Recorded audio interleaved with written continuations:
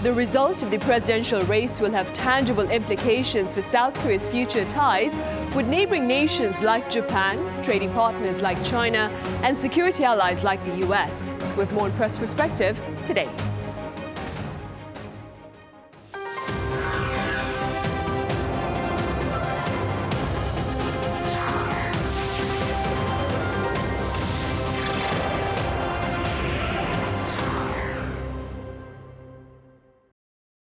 Hello, welcome to Press Perspective. Early voting began at 6 in the morning on this Thursday here in South Korea and will end at 6 in the evening tomorrow, that is Friday. Election day itself is now 5 days away.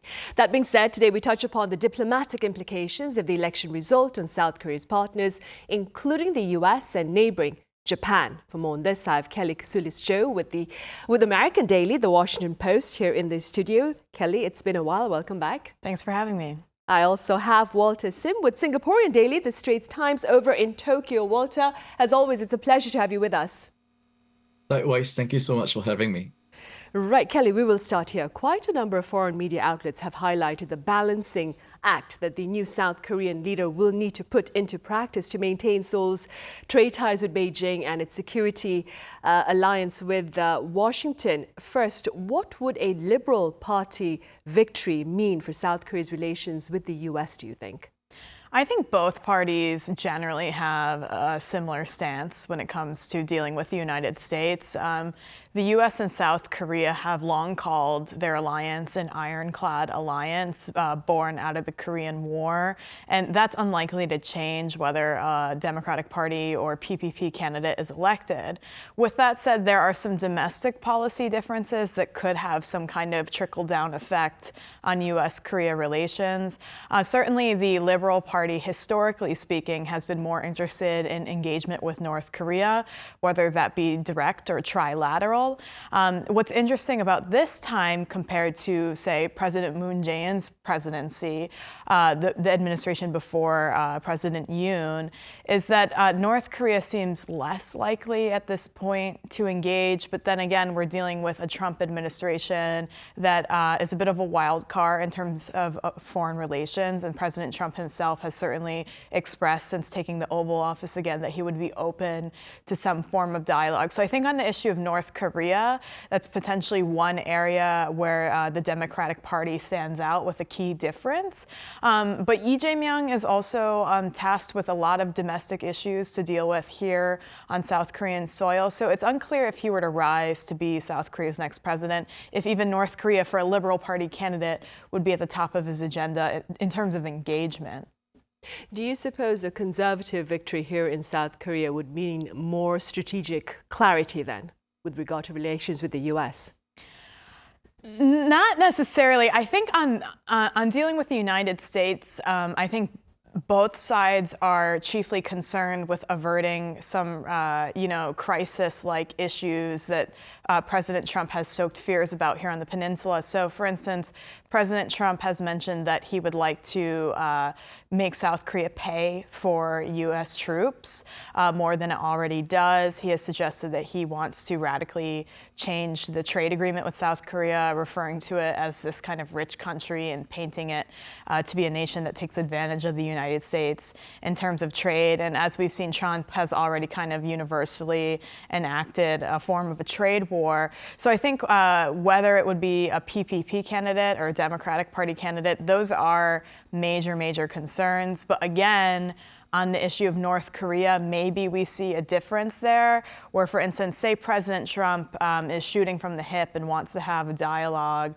with North Korean leader Kim Jong-un, there might be more resistance from a Conservative Party candidate than, say, a Liberal Party candidate in that kind of cooperation. But then again, the Conservative Party, historically speaking, has more or less been seen as a tad more pro-U.S. alliance, at least on the ground level here. You often see that kind of sentiment. I actually think both sides are very pro-U.S. alliance. On the issue of dealing with the United States and some of the unpredictabilities there, I don't think there's that radical of a difference.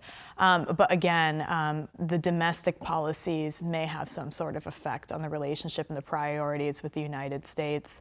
And I think both sides will also, as you mentioned, be tasked with walking a very, very thin line between having a good relationship with the U.S. and a non-adversarial relationship with China.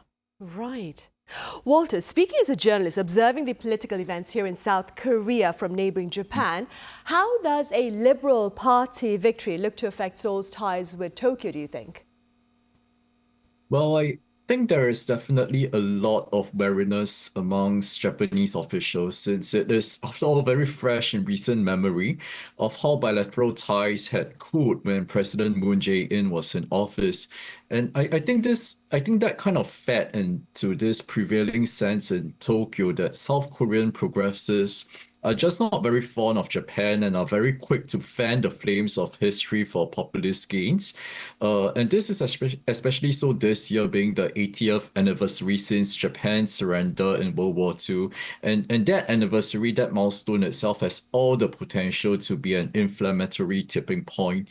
But also that said, the world is a very different place now as compared to 2019.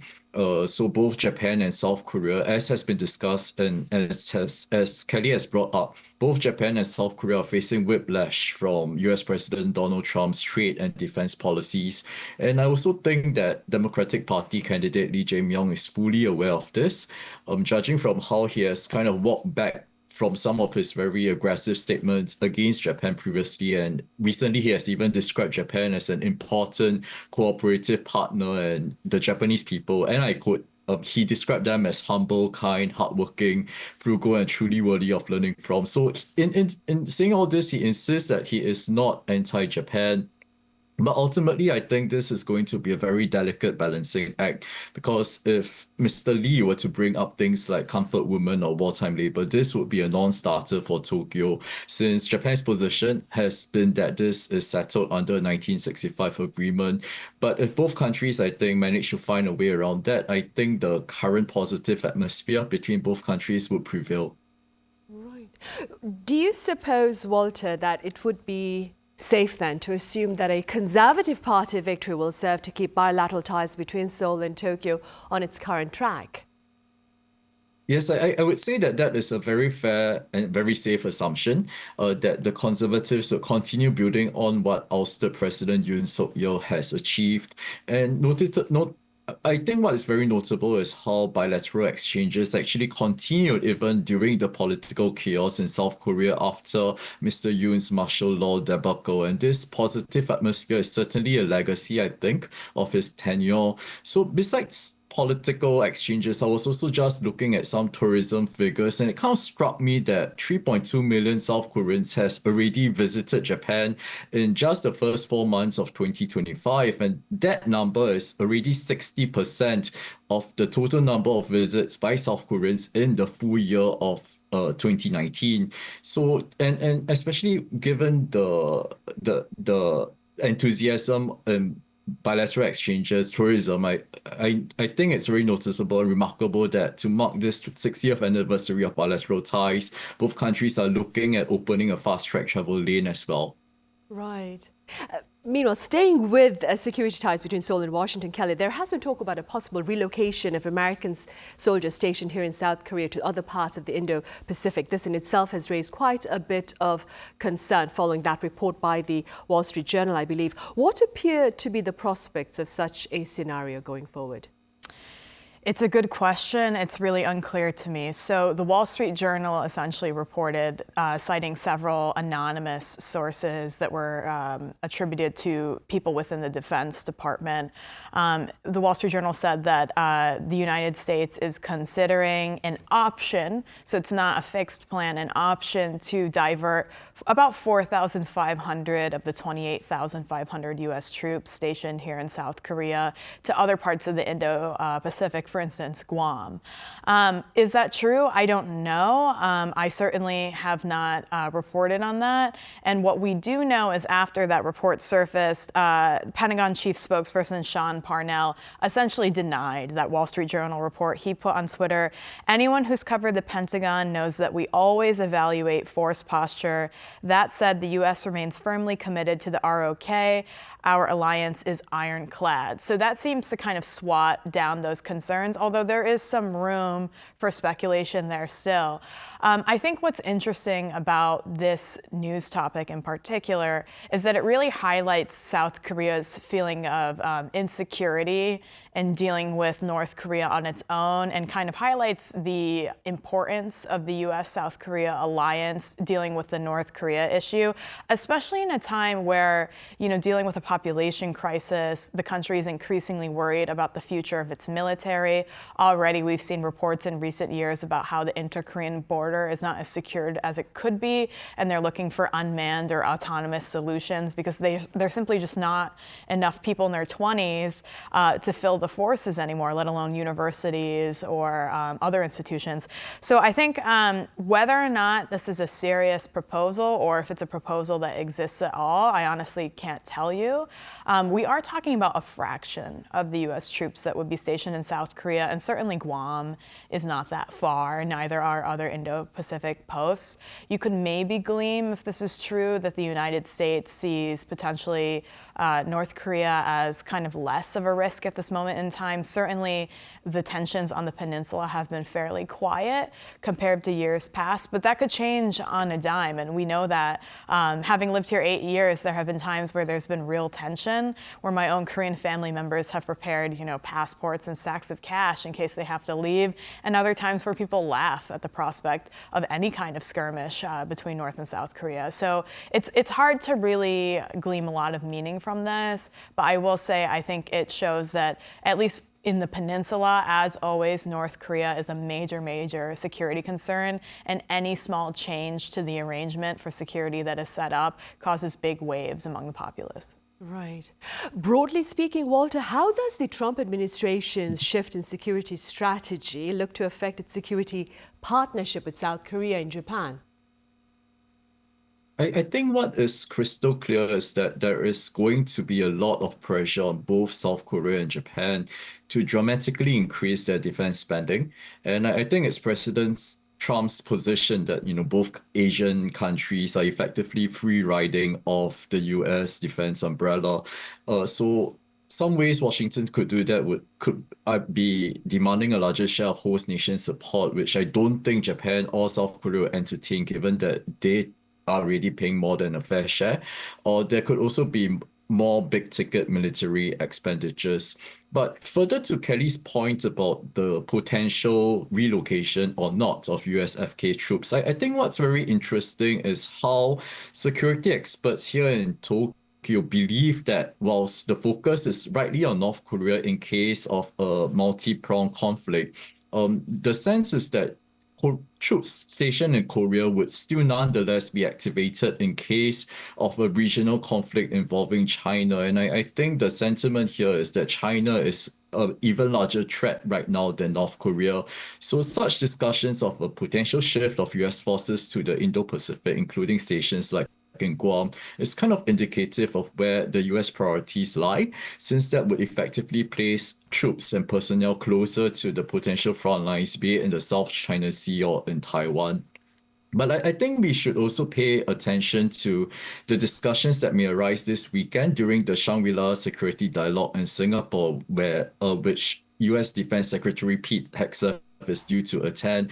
Interestingly, when he first toured Asia earlier this year, kind of possibly to ease anxieties that may have arisen from President Trump's election, he delivered this clear message in both Manila and Tokyo that America first does not mean America alone. So I think even though the US will definitely be demanding a lot more of its allies, I think Washington continues to recognize that it is definitely in its own interest to be a dependable security guarantor, especially with China in the backyard. Right. Expanding on what Walter has just said, Kelly, there have been a number of American analysts who've been saying that Seoul should be seeking to persuade China not to create conflict in the Taiwan Strait, as a Chinese invasion would most likely drag South Korea into a battle as well. Could you cover their thoughts for us? And do you suppose that South Korea should be doing more diplomatically to discourage any form of regional conflict? Well, whenever I speak about this subject, I like to first emphasize that, a war between China and Taiwan and other allies to Taiwan that would inevitably be dragged in would be disastrous and is a serious concern among security experts. But it's not an issue where we think something like this would be imminent. When talking about this kind of foreign policy, I think analysts are often tasked with thinking about every contingency scenario. So I definitely don't want to promote the idea that this part of the world is on the brink of a major war. With that said, I think what we're seeing is, in the past few years, the relationship between the United States and China has become more openly adversarial. And certainly with this trade war that has been going on, it's gotten worse. And so a lot of global powers are looking to countries like South Korea, who are kind of seen more on neutral ground, although South Korea certainly has its own objectives for, swatting down any kind of potential for conflict and is certainly very pro-US. Countries are looking to countries like South Korea to basically exercise whatever influence they can, as these two major powers, the US and China, seem to be throwing their weight around. South Korea certainly has some influence over China. China also has a lot of influence over South Korea. I mean, it's the largest trading partner here in an export-driven economy. But I think, what's been thrown around by analysts is this idea that essentially South Korea should use its diplomatic efforts to persuade China not to create further conflict in the Taiwan Strait. Certainly, I don't think anyone's suggesting that South Korea threatens China. And I'm not sure actually what line South Korea could walk before it really offends Beijing. But I don't think that, within Seoul there would necessarily be any opposition to, say, promoting peace or dialogue. And that's certainly something we've already seen from leaders. I think there's a question of how much more could South Korea do without it not looking too adversarial and without actually adding to tensions in the region as opposed to taking away from them. In other words, how upset will China get if South Korea pushes Beijing a little too far in that attempt to persuade? Again, the importance of a balancing act once again. Moving forward, Walter, I hear Singapore's Deputy Prime Minister and Minister for Trade and Industry, Kan Kim-yong, is in Japan as we speak. Are Singapore and Japan, Walter, seeking to strengthen trade ties in light of Mr. Trump's tariffs? Interestingly, that's a very interesting question. And interestingly, this was a point that Mr. Gan actually brought up today when he delivered a speech at the Nikkei Future of Asia conference. So yes, Japan and Singapore do share a very common strategic outlook, and both countries are very interested to deepen ties, trade ties, and ties across various areas from, say, digital economy to the energy transition. And Mr. Gan also emphasized that given both countries are party to multilateral arrangements, plurilateral arrangements like the CPTPP and RCEP, Mr. Gan said that this should be broadened to include more countries. And this is especially important in an age where multilateralism appears to be on the retreat, which was Mr. Gan's key message. So in his speech, he said that there is a need in this era to expand and strengthen partnerships of all arrangements so as to demonstrate, and I quote, to the rest of the world that despite the contestation and competition, there is still room for cooperation and collaboration. So I don't think it's just a strengthening of trade ties between Singapore and Japan bilaterally, but both countries are certainly looking at how they can do more with the region as well. Right, for sure. Kelly, I'd like to take your attention back to the US now. Mr. Trump's Oval Office receptions of foreign leaders are raising quite a bit of international eyebrows following his earlier exchange with Ukrainian leader Volodymyr Zelensky and his most recent interaction with South African counterpart Cyril Ramaphosa. What potential ambush, if you will, might a South Korean leader face in the Oval Office, keeping in mind the status quo? It's a good question. If you look at how President Trump has been dealing with a lot of foreign leaders around the world, whether they were, generally considered allies or more adversarial figures, is that President Trump seems willing to create warmer ties with figureheads of countries that we generally consider to be in opposition of the United States, historically speaking. He's also willing to make a deal with friend or foe, right? And so what I think that suggests is that South Korea, and I keep bringing up how they always use the term ironclad alliance, being such a strong ally of the United States doesn't necessarily make it immune to some kind of diplomatic level skirmish with the United States. You could call it off the cuff, you could call it shooting from the hip, or you could call it calculated. Either way, President Trump has shown that he's willing to throw his weight around and put stress on the relationship with a country that has generally maintained close ties with Washington, for Washington's benefit, by the way. So what we've seen is obviously President Trump's very public and adversarial exchange with President Zelensky of Ukraine on camera. We've seen him press the King of Jordan to accept refugees from Gaza in what was a very uncomfortable exchange. Look no further than how he has been treating Canada, essentially threatening its sovereignty, let alone Greenland, and then making false claims to South Africa's president, saying that white farmers in the country are facing genocide. These are baseless claims. So what I'm trying to get at here is that he seems willing to try anything if it furthers his objectives, and he's willing to also risk that being a setback to the relationship. Even the way that he speaks about North Korean leader Kim Jong-un, he has called him a friend. He has said that they have fallen in love. All of these, right, are somewhat stressors on the relationship with South Korea. So South Korea cannot necessarily expect its standing with the United States traditionally to mean a whole lot, at least in exchanges with President Trump directly. What we've often seen is President Trump makes kind of, adversarial comments or puts stress on the relationship, and then people within the White House or the State Department on the back channels sort of clean things up. And so that mixed messaging is always there. But I think South Korea, especially with the kind of power vacuum that has been going on, just needs to find its footing and have contingency plans for every scenario in dealing with a president that has really bucked traditional foreign policy. Right. And with regard to South Korea, Walter, I extend the most difficult question to you of today. Do you suppose the election result here in South Korea will serve to pave the path to healing for the country? You have about less than a minute to answer that question. Wow, and that's a very big question to answer in less than a minute. To be honest, I really want to be hopeful, but I'm really much on the fence because of how volatile South Korean politics have been in recent years, and given the razor-thin margin of victory for the PPP in the last election. So this raises a lot of questions. Say, if the DP wins, will the Conservatives accuse each other of spoiling votes, since there's now the Reform Party in the fray? And if the DP wins and Mr. Lee Jae-myung is elected president, what is going to happen to the criminal allegations that are still hanging over his head?